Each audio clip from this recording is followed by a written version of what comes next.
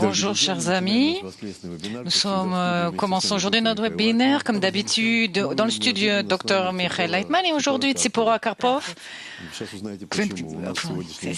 Vous allez savoir pourquoi elle est présente aujourd'hui. Le sujet aujourd'hui, nous allons parler du langage des mondes supérieurs, l'hébreu. Et Tsipora est la professeure d'hébreu pour les russophones. Elle a un cours elle a commencé déjà plusieurs cours. Quoi? Sérieusement, elle a plus d'étudiants que moi, Simeon. On écrit à propos d'elle, de cette professeure. Le résultat est exceptionnel.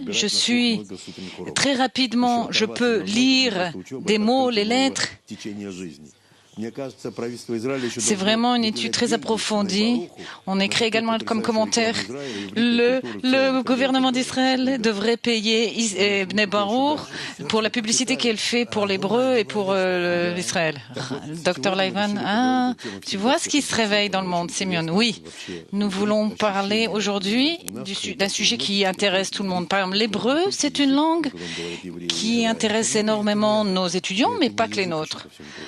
Dr c'est pas une langue. Quoi, c'est pas une langue, dit Simeon? Alors, première question, pourquoi vous dites que ce n'est pas une langue? Et deuxièmement, pourquoi précisément l'hébreu est la langue des mondes spirituels? Dr Leitman, précisément, c'est la langue des mondes spirituels, des forces spirituelles, des forces qui dirigent notre monde. L'hébreu, c'est comme un code. Il y a plusieurs couches. C'est un code à plusieurs couches. Ça peut être des dessins, des schémas de forces opposées et contraires. La relation entre elles, ça peut être également un code émotionnel. Ça peut être une description d'une intonation, même d'une intonation dans la langue. Dites-moi, comment vous appelez ça en russe? Tanta en hébreu, tanta. Le goût, tamim, c'est l'intonation. Les points, c'est les lettres, les points qui sont au sein des lettres, c'est des points. C'est pas un sujet très clarifié, encore très clair. Tamim, nekuda, tagim, c'est les couronnes au-dessus et les lettres elles-mêmes. Dr Leitman, il y a encore aussi d'autres choses, parce que chaque des tanta, qui est une abréviation, dans chacune de ces lettres ou intonations, et c'est une porte, une entrée vers un monde profond lui-même. Par exemple, le monde de la musique, des sons, à travers les ta'amim, les goûts en hébreu. Quand on rentre dans cette sphira, alors apparaissent les cinq parties de la bouche, les dents, le palais, les lèvres. C'est les lettres qui viennent de ces endroits. Et également dans les 5 parties des poumons. Vous parlez de la musique ou de l'hébreu? Réponse, de l'apparition du son. Tout ça est inscrit. Si vous ne connaissez pas ce qu'est un homme ou un être humain et on vous donne une description d'une lettre, alors vous pouvez sculpter l'homme à partir de ces atomes, à ce point-là. C'est pour. Alors en fait, cette langue n'est pas clarifiée, claire. L'hébreu moderne, non, l'hébreu moderne, c'est une langue vulgaire, complètement vulgaire, dit le Dr Leitman. Simeon, disons maintenant quelqu'un regarde ces notes. Je ne suis pas un expert en musique, mais il y a des gens qui savent les chanter. Mais c'est de la musique, c'est pas de l'hébreu. Moi, je parle de la musique. Il lit les notes et puis les sons. Mais quand vous lisez les lettres en hébreu, qu'est-ce que vous avez, qu'est-ce que se produit en vous? Qu'est-ce qui se joue? Réponse, c'est la révélation du Créateur. Si une personne est capable, en elle, en voyant ce qui est écrit dans le texte et que ça le pénètre à travers tout le signe ou la lettre, alors pour lui ou pour elle, cette personne apparaît une nouvelle réalité. Pour chacun, c'est différent. Il voit les connexions entre les mondes. Simeon, j'ai une question. Pourquoi vous avez dit que c'est une langue... C'est une langue universelle et pas la langue des Juifs. Réponse, non, je ne veux pas parler de cette petite langue. Je suggère quelque chose de grand, des forces qui influencent notre monde, qui organisent notre monde de l'extérieur. Alors ces forces, tu dois les décrire, les dessiner, les représenter, les écrire, les transmettre. Ce sont des forces, les forces elles-mêmes.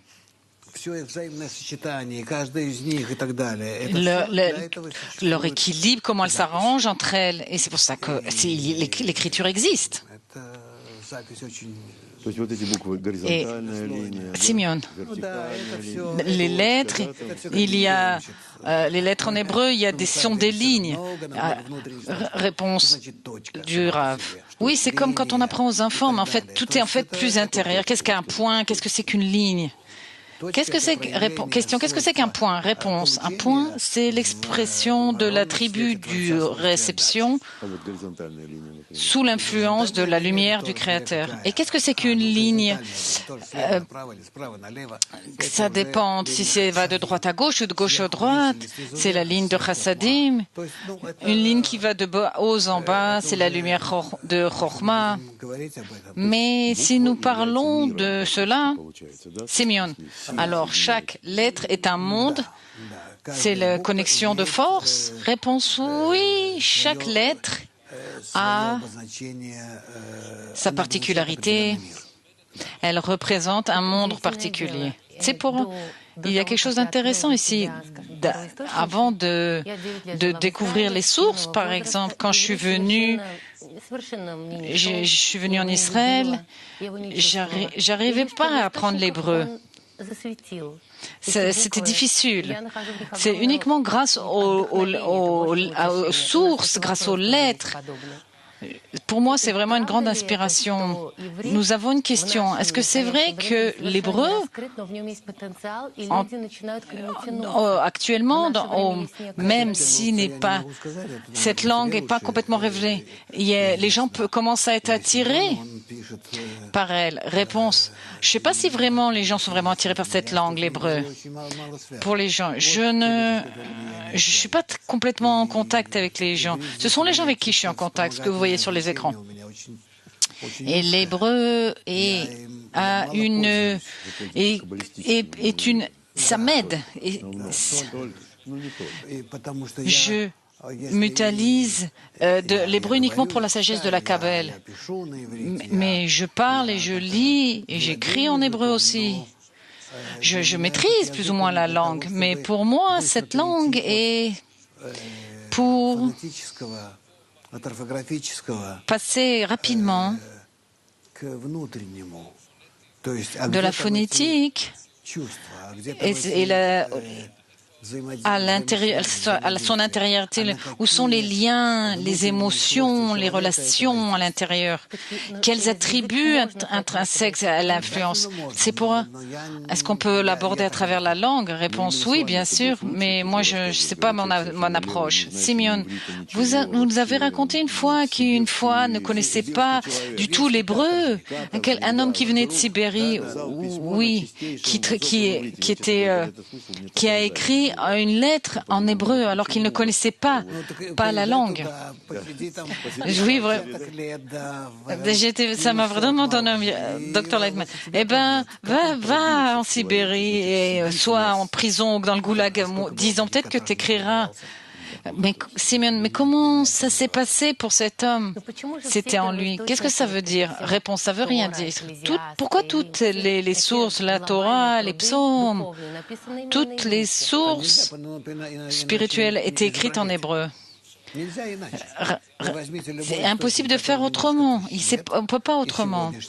Prenez, peu importe quelle source, il y a plusieurs milliers d'années, et regardez aujourd'hui, vous verrez qu'aucune lettre n'a changé. Parce qu'on ne peut pas changer. Parce que c'est comme dans les maths. Vous avez une formule. Et si vous changez un signe, un signe par un autre, plus personne ne vous comprendra. Mais ici, en plus d'être un signe, l'hébreu, bien qu'une lettre soit une lettre, un signe, le fait est que quand tu écris, vous écrivez, disons, voyons, quand vous exprimez à travers, en écrivant une lettre, vos sensations, vos émotions, alors, par cela, vous influencez le monde. C'est pour... c'est fantastique, réponse. C'est-à-dire, la lettre te relie au système intrinsèque du monde et qui apparemment, comme si tu appuyais sur un bouton et tu influençais le système intrinsèque. C'est pour rien. Aujourd'hui, nous, on regarde le livre et on voit rien. Réponse, c'est clair. C'est un système très complexe, à plusieurs couches. Quand on voit et on lit les lettres, disons, par exemple, quand on dit que si une personne regarde une lettre, quoi qu'il en soit, il y a une illumination. La lumière l'influence. C'est pourquoi, oui, vraiment, on voit de telles choses. Simeon, c'est pour ça que nous disons que nos étudiants, même quand ils lisent, c'est déjà bien. Le fait de suivre les lettres en hébreu. Oui, réponse. Il y a des gens qui ne comprennent même pas l'hébreu, et pourtant qui ouvrent le livre en hébreu et suivent. Et même s'ils n'arrivent pas à suivre vraiment. Voilà. Ça influence, dit Tzipora. Oui, ça influence. Tzipora. Qu'est-ce que ça veut dire, connaître l'essence des choses à travers les lettres, dans les racines, les branches? Réponse. Ah bon. Oh là là, tu nous conduis à un endroit déjà très très haut et trop rapidement. Tout d'abord, il faut décomposer chaque lettre. Avec quel élément elle est composée? Sans approfondir, chaque lettre est une combinaison particulière de la lumière de Chokhmah et de la lumière de Chassadim, du don et de la réception. Et cette combinaison, entre elles, disons simplement, combien je peux donner pour recevoir quelque chose?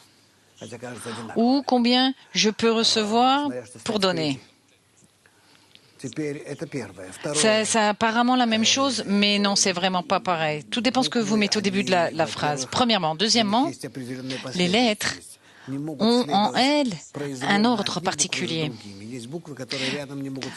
Toutes lettres ne peuvent pas suivre une autre lettre. Il y a des lettres qui ne peuvent pas suivre d'autres lettres. Ah, ça, je ne savais pas. Ben maintenant, tu sauras. Il y a des lettres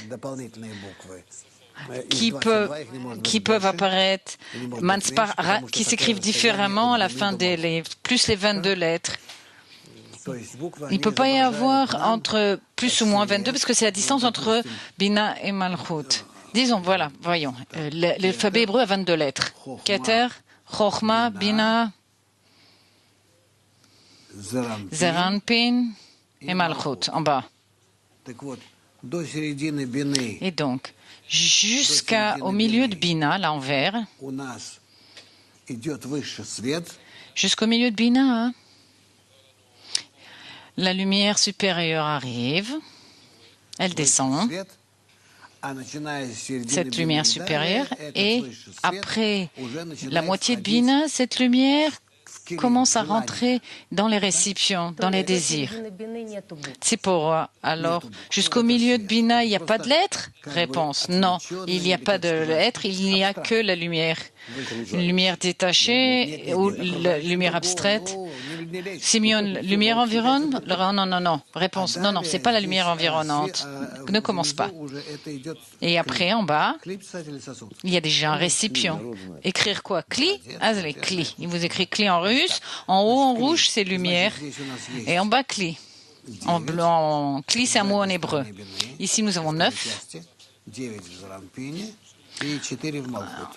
Sous 9 dans Bina, 9 dans Zachranmin et 4 dans Malchut, ce qui fait 22 lettres. Et il ne peut pas y en avoir plus ni moins, parce que c'est la quantité de lumière. Pardon, pas de lumière, de sphirot. Et chaque sphira, il a une lettre correspondante. Et les sphirot,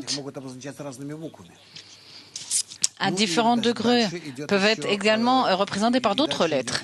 Et donc après, nous avons 5 lettres finales supplémentaires. Mansepar, c'est les lettres qui s'écrivent différemment à la fin des mots. Ce sont les... C'est la fin des... Ah, je suis désolée que mon dessin, mon schéma soit comme ça, mais fini tout le développement de haut en bas. Bon. Et après, il faut apprendre. Sont les 9 premières lettres de Aleph à Tet. Après, 2, c'est Yud, c'est la 10e lettre. Jusqu'au Chaf, c'est la 20e, quasiment. Et les dernières, comment les écrire? C'est jusqu'à Tzadik? Ah, pardon, je me suis trompée. Ah, non, non, non, non. Je vous ai induit en erreur. C'est Dik, Sarot, c'est le 10e. Et ce sont après les 4 dernières. Kouf, Resh, Shin, Taf. C'est les dernières lettres. Ce sont les centaines. En fait, chaque lettre a une valeur de Aleph à Tet, c'est des lettres qui se comptent de 1 à 9, après c'est de 10 à c'est les dizaines et après c'est les vingtaines. Simeon justement demande une explication des unités et des dizaines et des centaines. Alors, Aleph, c'est le A, si vous préférez. Tout est lié à la lumière. La lumière traverse les désirs. Ici, au milieu de Bina, commence le Kli, le désir. Quand la lumière rentre dans ces désirs, elle dessine le Kli. Les lettres noires sur le fond blanc, apparemment, parce que les lumières elles-mêmes peuvent être aussi différentes, mais elles reçoivent une forme, une combinaison, une connexion particulière. L'attribut du créateur et l'attribut de l'être créé. Quelle relation elles ont? Ça s'appelle les lettres, c'est-à-dire des signes. Chaque lettre exprime une connexion, une relation entre le créateur et l'être créé. Tzipora. Ces lettres nous sont proches et pourtant nous sont cachées. Y aura-t-il un moment où nous pourrons pénétrer plus profondément au-delà de l'hébreu moderne que les gens connaissent en Israël aujourd'hui? Réponse. Il n'en voulait pas. Il y a eu un grand débat au début, avant la fondation de l'État d'Israël. L'hébreu était parlé juste au temple, quand le peuple était à un niveau spirituel. Mais personne ne l'a parlé dans les rues. Cette langue n'était utilisée que pour parler des actions spirituelles. Et tout ce qui n'était pas spirituel s'exprimait à travers l'araméen, puis après le grec. On pouvait servir de n'importe quelle autre langue pour tout ce qui est matériel. L'hébreu n'avait qu'une seule utilisation, la spirituelle. Et donc, lors de nombreuses époques, en Israël, la langue parlée il y a 1000 ans, c'était d'autres langues. Vraiment, on voyait des dissonances entre l'hébreu moderne et l'hébreu ancien, biblique. C'est incomparable. Réponse. Quand nous sommes revenus ici en Israël à la fin du 19e siècle, Eliezer Ben Yehuda qui a ressuscité l'hébreu, beaucoup de gens étaient contre. Pourquoi devons-nous nous servir de cette langue sainte qui ne fait que décrire les forces spirituelles?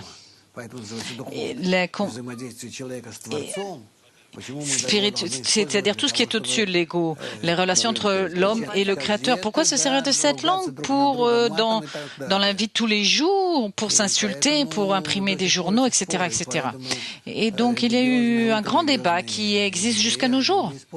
Les ultra-orthodoxes parlent le yiddish. Ils ne se servent que de l'hébreu, que pour l'étude. Apparemment, c'est interdit de s'en servir. Réponse. Pour l'yiddish. Pourquoi le yiddish a tant duré? Parce que c'était un dialecte du sud de l'Allemagne dont on servait pour parler. Simeon, nous avons parlé d'une grande langue, une langue sainte. Donc, posez des questions. C'est que tout ce qui peut vous intéresser, qui soit en rapport avec la langue. Dr. Leitman, cette langue n'est pas juste une langue. Pourquoi? Parce qu'elle est parlée, ou écrite, ou orale. Si j'exprime certaines lettres, elles m'influencent différemment. Mon tympan, mon ouïe. Et donc, elles influencent différemment le cerveau. Et donc, en fonction de ces 5 parties, là, nous avons réparti les lettres en 3, mais d'habitude, c'est en 5. Elles expriment toutes les formes, tous mes mécanismes, et eux-mêmes, ces mécanismes se répartissent en 5. Quoi, Shimon? Alors, tout se divise en fonction comment sont entendues les lettres? Non, en fonction des forces qui descendent de haut en bas. Elles engendrent et stabilisent et forment l'homme. L'homme est créé à partir des 4 degrés de la lumière directe. Et donc, ils ont divisé tous nos organes aussi physiques. C'est pour ça que nous disons que les lettres ont créé le monde. Et c'est écrit comme ça. Simeon, est-ce qu'on peut dire que il y a une sorte, des lettres, et à travers elles passe la lumière et on peut les imprimer? Oui, on peut, Tsipora. En fonction de ça, on peut donc poser des questions qu'à un niveau restreint, parce que personne ne peut atteindre la langue. Réponse, bien sûr, personne ne peut atteindre cette langue, sauf en mesure, en fonction de l'instinct spirituel et pas autrement. On peut en parler beaucoup, écrire un doctorat, ce que font beaucoup de personnes, mais c'est clair que ce n'est pas clair comment atteindre cette langue si elle ne vous parle pas en vous. Et donc pour cela, on a besoin d'une atteinte spirituelle. Simeon, nous avons des questions. Constantine de Novosibirsk demande: le monde que je vois devant moi, c'est une lettre ou c'est une série de lettres? Est-ce que nous écrivons ce monde ou nous lisons le monde? Réponse, c'est correct, c'est vrai. Nous voyons le monde comme un filtre à travers où passe la lumière supérieure. Certes, c'est pas la lumière qui est supérieure, mais c'est une forme qui traverse à travers de 22 filtres comme ça et qui nous est projetée. Je ne vois pas ces filtres. Je vois la lumière qui passe à travers eux et qui est en moi. Je ne vois que le résultat de ce qui se passe en moi. Comment? Ce que ça représente. Je vois le résultat de comment mon ego, mes sens, mes désirs sont influencés par la lumière à travers ces 22 lettres. Simeon, si une personne très sensible peut, avec une certaine tendance, peut ressentir cette langue et l'écrire, réponse oui. Question, est-ce qu'apprendre l'hébreu est une action spirituelle comme le travail dans le groupe? Réponse, non, je ne pense pas que ça soit obligatoire d'apprendre l'hébreu. Je ne pense pas que ce cours n'est pas une introduction à l'étude de l'hébreu. C'est juste vous expliquer ce que fait l'hébreu comme étant un code pour comprendre les forces spirituelles. Pour comprendre les forces qui nous influencent, comment nous découlons de ces forces spirituelles, comment pourrions-nous connaître toutes ces forces, et donc sans cette langue ressuscite de plus en plus parce que de plus en plus de gens aspirent, désirent ardemment la lumière supérieure. Et donc, parler avec cette lumière supérieure, elle et moi, c'est uniquement à travers l'hébreu. Ces 22 lettres de l'alphabet hébraïque. Comme il y a des lettres,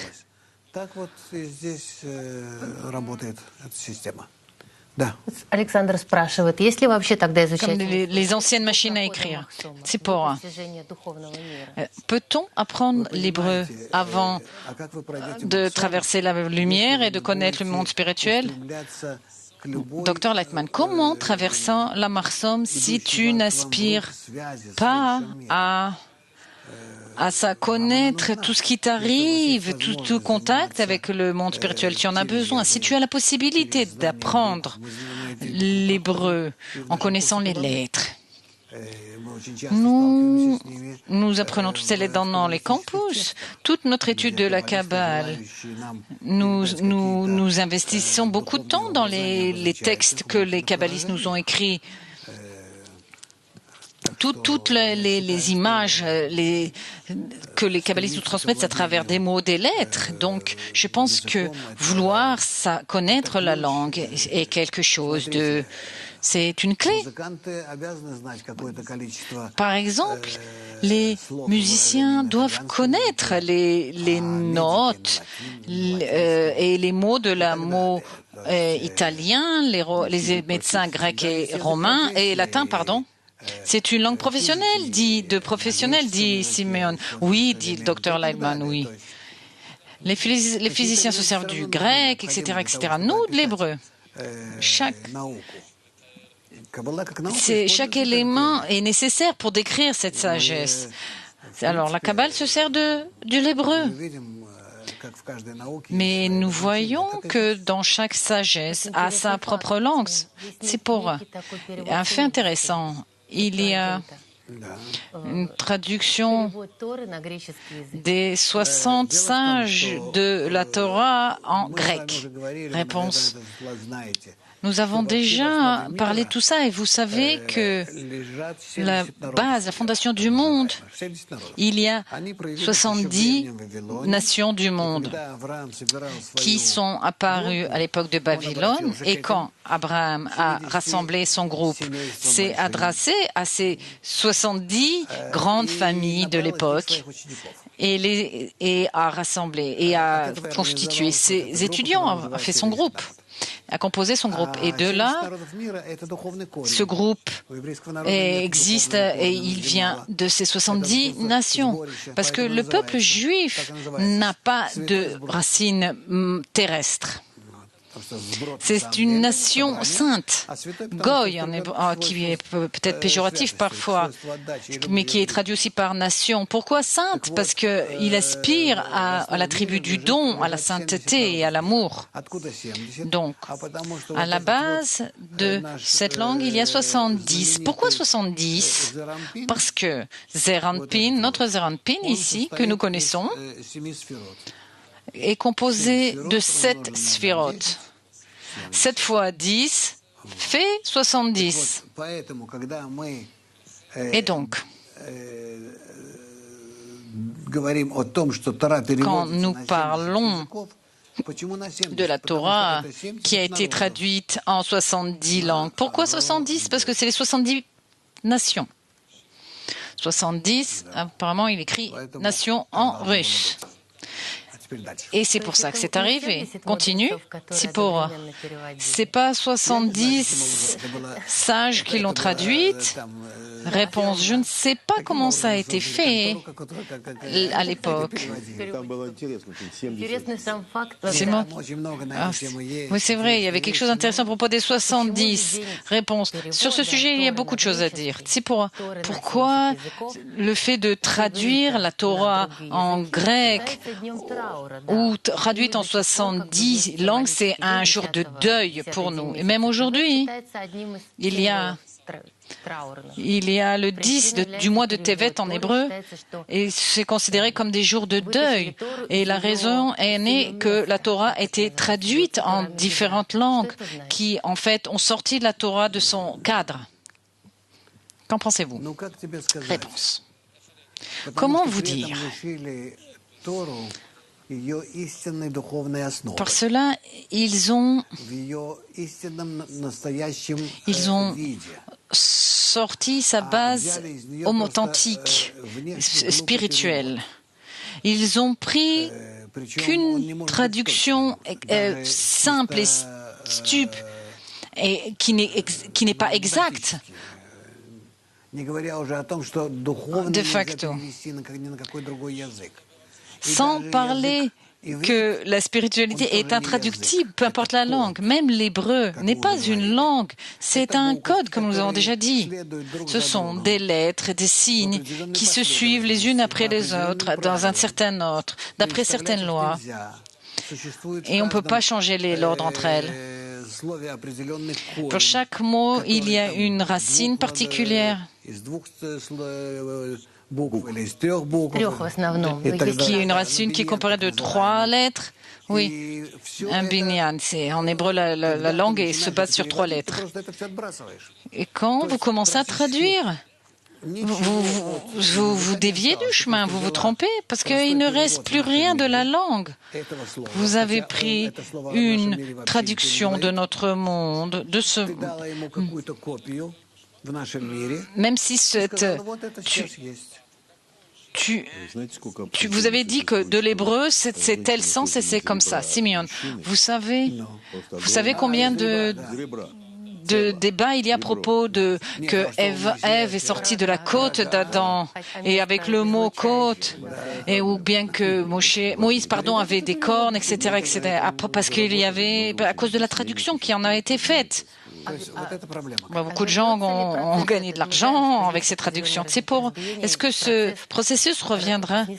On sait qu'il y a eu un processus de descente de haut en bas et de prise. C'est avant notre monde, toute cette descente. Dans ce monde, non, il n'y a pas d'exemple. Mais est-ce qu'il se peut que l'immunité, bientôt, quand nous nous élèverons et nous ramènerons la Torah dans son cadre. La ramener, quoi? Elle n'a pas été brisée, il lui est rien arrivé. C'est une description du monde spirituel. Quand l'homme s'élève et s'y engage et atteint ce système, oui, mais s'il pense qu'il a ce système dans sa poche, et même dans un livre, même pas en hébreu, qui a été traduit. Et ça n'a aucune signification spirituelle, ça veut rien dire. C'est ce qui arrive, hélas. Et de là arrivent toutes sortes d'histoires qu'au commencement, que Dieu a créé le ciel et la terre. Ah, ben je sais ce que c'est que le ciel et la terre, et hop, on continue. Simeon, le livre le moins clair au monde est écrit dans la langue la moins claire. C'est pas, mais ça fait vraiment peur qu'en même temps ça soit si proche et si loin en même temps. Réponse non, non.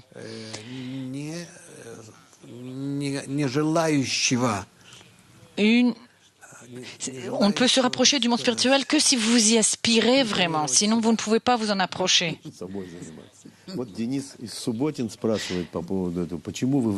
Question. Pourquoi en hébreu on écrit de droite à gauche? Réponse. Parce que c'est comme ça que la lumière descend de haut en bas, de droite à gauche, pardon. C'est certes, pour nous, ce n'est pas coutumier, mais en gros, ça existe dans d'autres langues. Ou de haut en bas, ou de droite à gauche. Il y a des langues qui s'écrivent en rond, en cercle. Simeon, question. Il y a beaucoup de mots qui ressemblent, en hébreu, qui ressemblent à l'anglais, à l'arabe. Est-ce que les autres langues ont une appartenance à l'hébreu? Réponse. Peut-être qu'il y a certains des mots, à partir de mots hébreux, sont apparus dans d'autres langues, parce que les Juifs ont été dans le monde entier, se sont dispersés. Ça a apparu à travers le yiddish ou le latino, qui plus est. Dans la langue internationale espéranto, il y a des mots hébreux. C'est pour, dans notre cours, les étudiants, les élèves posent des questions à propos des goûts ou des points. Parce qu'en hébreu moderne, on écrit 100 points et il y a plusieurs versions. Certains étudiants disent que tout ça s'est apparu après la destruction du temple, mais nous étudions que les points, ce sont des lumières au-dessus dans le cli. Qui a inventé tous ces points pour écrire la Torah, ou bien la Torah est-elle écrite 100 points? Réponse. Peu importe. Dans la Torah, nous avons besoin de points pour la lire. Quand vous lisez la Torah, vous devez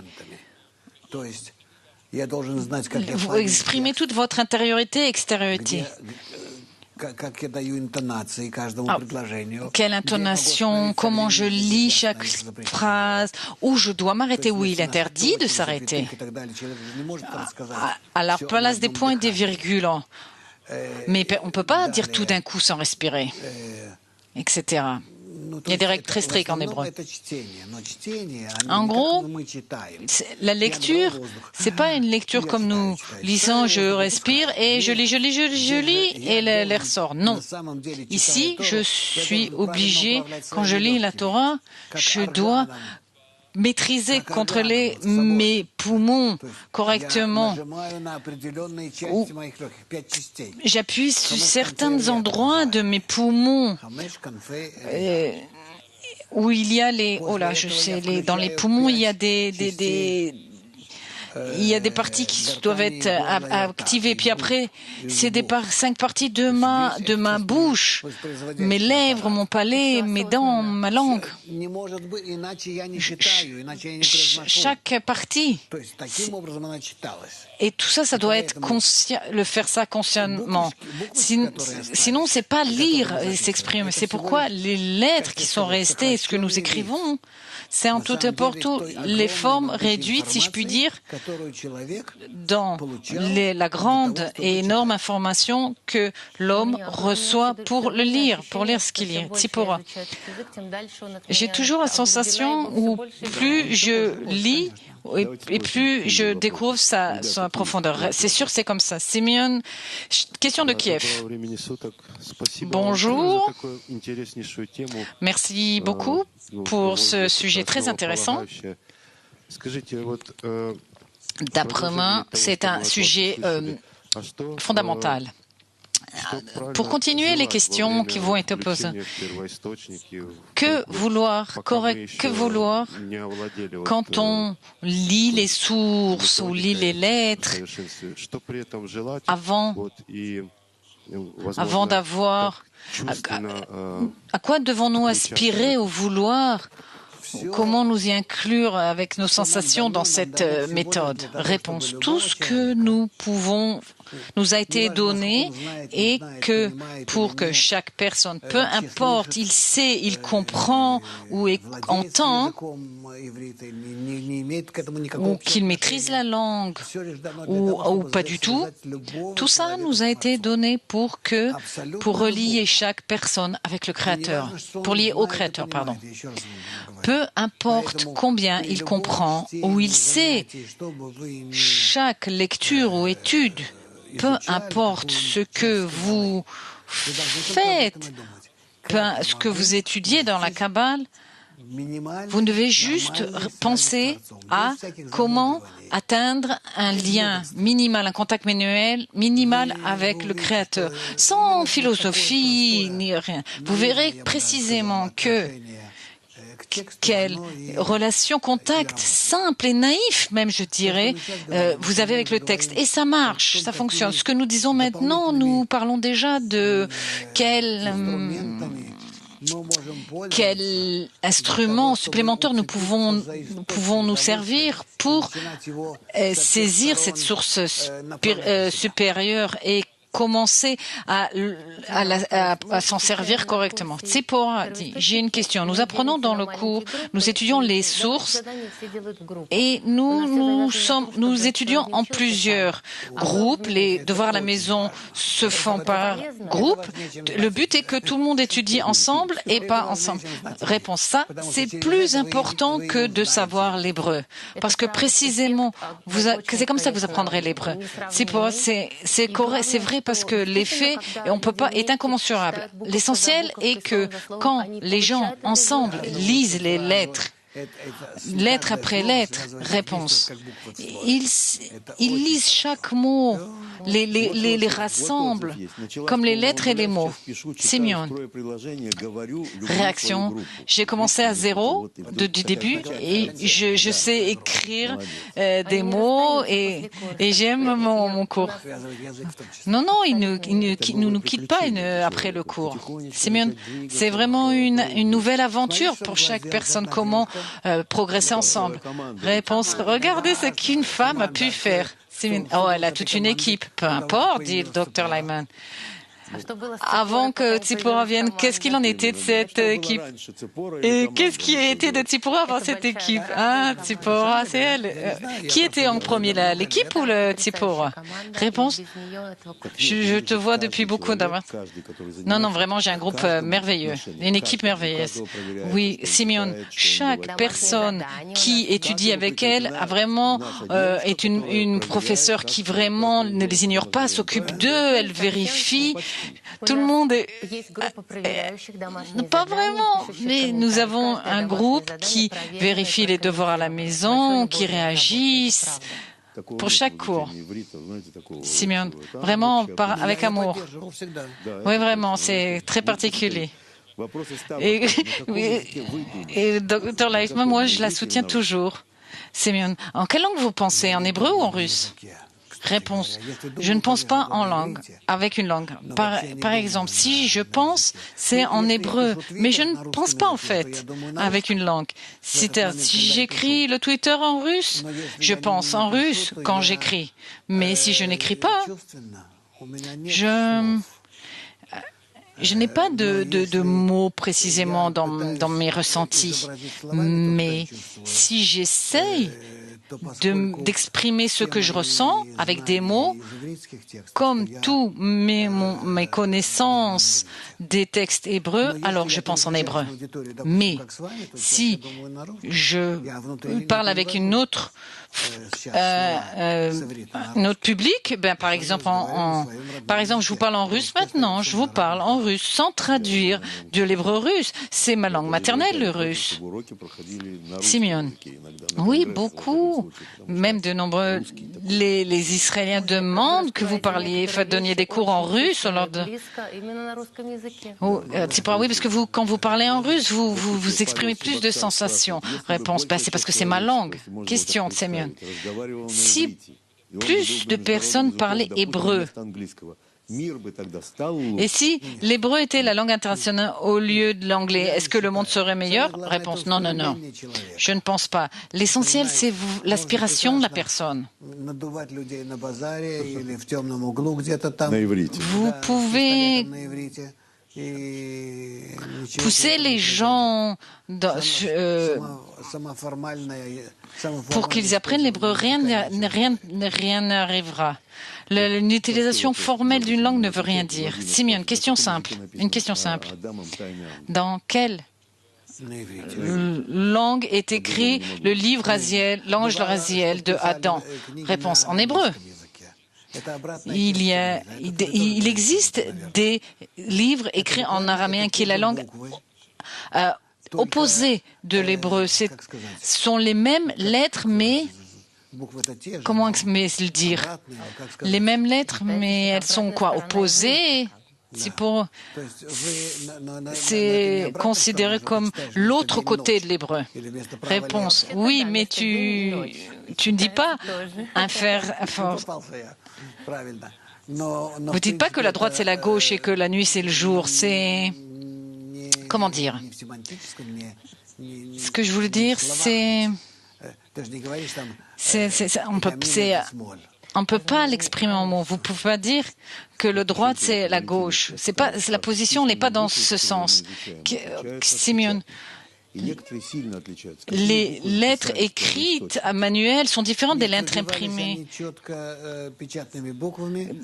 Comment ont été écrites les sources? Réponse. Les sources ont été écrites manuel.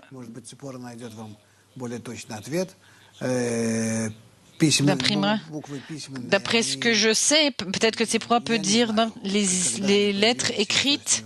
Je ne sais pas quand elles sont arrivées, ce qui leur est quand arrivé.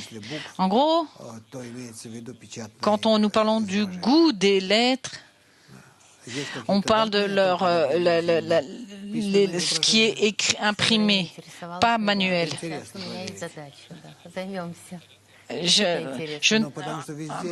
Maintenant, ça m'a jamais intéressé, mais maintenant je vais vérifier ce que vous savez dire. Dans les livres, c'est que des lettres imprimées. Parfois, nous écrivons. J'écris manuel avec l'écriture manuelle. Mais c'est sûr que les lettres imprimées sont essentielles. Nos étudiants demandent souvent d'où viennent les groupes verbaux. Est-ce que ça existe dans les racines? Est-ce qu'on peut en parler un petit peu? Si on m'avait expliqué ça, dit Simeon. Réponse, c'est la racine. L'hébreu est une langue comme des maths. Il y a quelque chose de... C'est très populaire parce que c'est très intéressant. C'est une langue qui est complètement différente des autres langues. Il y a deux forces.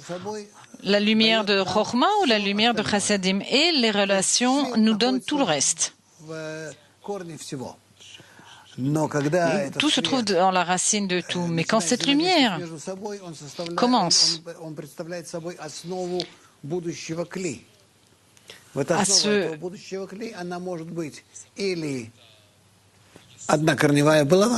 donne la base du futur cli.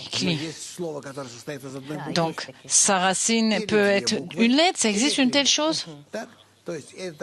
Ou deux lettres, ou trois lettres, les racines de l'hébreu.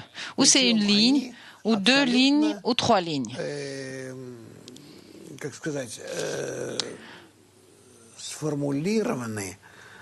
Elles sont organisées et leur combinaison, c'est une loi de la nature. C'est pas comme si l'un peut aller avec l'autre et sans le lettre, etc., etc., comme les autres langues. Non, il y a des lois fixes. Ici, ce sont les lois fondamentales du monde. Donc, en fait, les groupes verbaux, ça s'appelle binyan en hébreu. Binyan, ça veut dire en hébreu une construction, une structure. Et donc, cette structure, si vous préférez, donne la racine précise de la spiritualité. Quelles sont les lumières existent à l'intérieur avec le cli et la lumière, car à part le cli et la lumière, il n'y a rien d'autre. Et donc, quelle situation, quel état? Ou c'est une ligne, deux lignes ou trois lignes? En général, c'est deux lignes, et dans des cas particuliers, c'est trois. Et là, je ne parle que de la fondation du mot. En gros, toutes ces questions sont mathématiques, en fait. C'est clair que dans la langue moderne, qui existe depuis plus de 100 ans, on peut faire ce qu'on veut. Il y a un département ou un comité ou une académie de la langue hébraïque. Chaque année, ils nous sortent des nouveaux mots.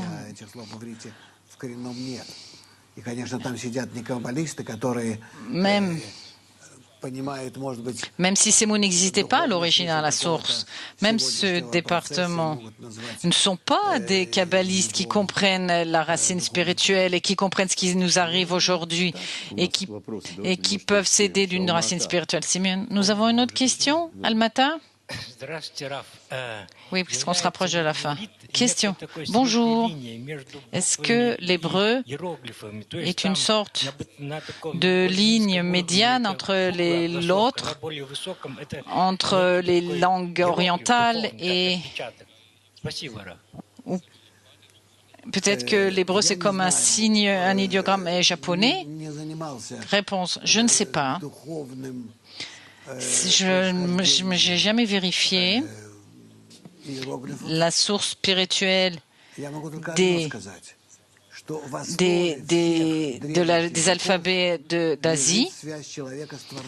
À la base de toutes les langues anciennes, il y a un lien entre le Créateur et les créatures. Même si l'hébreu transmet le mieux toute l'information spirituelle,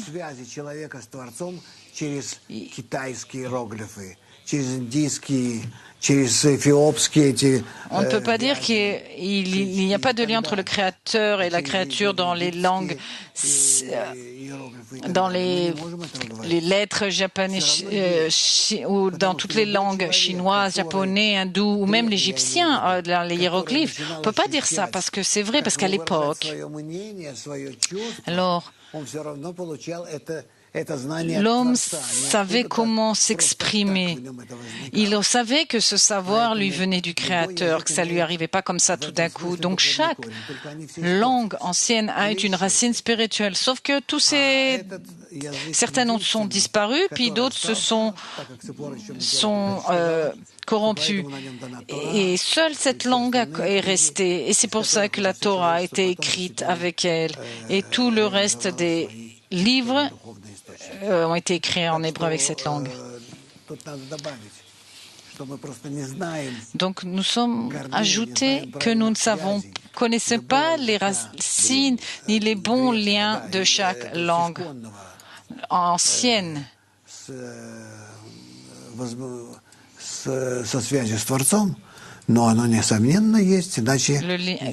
lien avec le Créateur. Certes, il y a un lien. Sinon, ça n'aurait pas existé, mais après sont venus les scientifiques et ont créé et inventé toutes leurs doctorats, thèses, et ils ont commencé à tout détruire d'après leurs réflexions. Et ici, d'après les premières, les langues, et même les autres langues, l'anglais, russe, français, qui sont des langues plus récentes, il ne reste plus rien. Peut-être nous avons encore le temps pour une autre question. Rostov? Rostov? Apparemment non. Ils ne nous entendent pas. Le délai est trop grand. Il y a une autre question qui vient du cours. Il y a des mots dont on peut changer les lettres. Noga, oneg, c'est-à-dire ce sont... On ne va pas avoir le temps d'expliquer. Réponse. Il y a des mots opposés parce qu'ils sortent d'une racine spirituelle et tout dépend comment la personne la perçoit et la saisit. Simeon, peut-on dire, par exemple, dans le Zohar, dans l'introduction au livre du Zohar, il y a tout un chapitre sur les lettres. Alors pourquoi le livre du Zohar a une telle importance et pourquoi ce chapitre précisément sur les lettres? Réponse, parce que c'est l'apparition des lettres. Comment une personne peut se décrire la révélation du Créateur, Simeon? Mais qu'est-ce que ça veut dire que chaque lettre sort de la Torah et se présente devant le Créateur et lui dit « crée le monde avec moi ». Réponse. Bien que chaque lettre est une expression égoïste de l'inférieur vis-à-vis de la lumière du Créateur, mais chaque lettre pense que précisément grâce à elle et par elle, elle peut exprimer l'essence intrinsèque de la relation entre le Créateur et la créature. C'est-à-dire, pourquoi pas? Elle se plaint, tu dois créer le monde avec moi. Précisément, Simeon. Et alors le Créateur, ok, tu es sympa, tu es belle, mais tu commences par la lettre mort, par exemple, blablabla. Qu'est-ce que c'est que ces réponses? Tu es bonne, bien. Il ne peut y avoir... Les lettres ont raison, parce qu'il n'y a rien de mauvais dans le monde. Est-ce qu'il y a une chose qui ne mérite pas d'exister? Non. Sans l'être, il n'y a pas d'existence. Quoi? Sans mort, la mer peut exister? Non. Sans la haine, l'amour peut exister? Non. C'est juste la bonne combinaison. C'est pour ça que le Créateur lui répond comme ça. Pourquoi le monde ne peut pas être créé sauf avec le bête, le B s'il vous plaît, parce que avec cette lettre bête, la deuxième lettre de l'alphabet, c'est la relation de créer qui est une bénédiction. C'est pour voilà. Une belle réponse que quand l'homme donne une place au Créateur, alors la lettre a sa place, si j'ai bien compris. Autre question. Il y a beaucoup de questions à propos de la langue. À propos de la gématrie, Mansepar, les 5 lettres finales, etc. Réponse, non. Non, ce n'est... Vous n'avez pas quelque chose de plus simple? Question. Je vis depuis plusieurs années en Israël, c'est difficile, même si j'ai envie. Je comprends l'importance d'apprendre l'hébreu vis-à-vis de l'étude de la Kabbale. Est-ce que je suis feignante? Réponse. Il y a des gens qui apprennent très rapidement et d'autres pas du tout. Moi, par exemple, c'est difficile pour moi d'apprendre une langue. C'est vraiment pour moi, si je n'avais pas, j'ai juste appris l'hébreu parce que j'étudiais la Kabbale. J'ai travaillé dans l'armée et à part apprendre des insultes, j'ai rien appris d'autre en hébreu. Je parlais avec les gens dans la rue et ils me regardaient. Comment vous, un homme, pouvez parler de cette façon? Et c'est Simeon. Votre femme nous a dit qu'un jour, dans vos premiers livres, vous écrivez au-dessus de chaque lettre et chaque mot. Réponse. J'écrivais phonétiquement comment ça se prononçait et la traduction. Et vous avez compris que vous étiez obligé d'apprendre l'hébreu. Réponse. Oui. À chaque tchoucha, il y avait des mots au-dessus de chaque mot. C'est pourquoi je peux dire, avant d'étudier la Kabbale, j'ai habité déjà depuis 9 ans en Israël, je détestais la langue. Et c'est uniquement pour comprendre les sources que je me suis intéressée à l'hébreu. Réponse. Oui. Celui qui aspire à la Kabbale fait tout pour y arriver parce qu'il comprend que c'est important et que par ça, il peut pénétrer et il voit que c'est un code, c'est un secret. Et que grâce à lui, il peut connaître encore davantage. Tzipora, oui, à chaque fois, ça s'amplifie. Plus on lit les sources, on voit que on les perçoit différemment. Réponse. Oui, chaque mot, si vous commencez à le regarder, leurs combinaisons, dans quel ordre ils sont, vous verrez tout à coup vraiment une mélodie en vous et vous comprendrez sa signification intrinsèque. Qu'est-ce que vous souhaitez à nos étudiants? Tout d'abord, bonne année. Quoique une année 2019 va être très dure. L'humanité n'a plus beaucoup d'espoir. Alors, soutenons-nous les uns les autres très très fortement à travers les lettres, à travers les liens entre nos cœurs, sans lettres. Vous nous attirerons la lumière supérieure et elle nous réunira, nous unira et que tout sera clair pour nous sans lettres, sans mots. Et nous saurons que faire et pour vivre éternellement et nous serons récompensés de l'éternité de cette lumière et qui se révèle progressivement à travers ces lettres. Simeon. Boris aujourd'hui n'est pas présent. D'habitude, c'est lui qui vous donne tous les annonces. Nous avons un cours qui commence en février, des cours d'introduction. Et venez également à notre congrès. Oui, inscrivez-vous à notre congrès. Et si vous pouvez venir, nous serons très ravis. Merci à notre chère Tzipora. Il y a un site kabivrit.com, c'est pour les russophones qui veulent apprendre l'hébreu avec Tzipora. Nous connaissons Tzipora depuis de nombreuses années. Merci, merci beaucoup.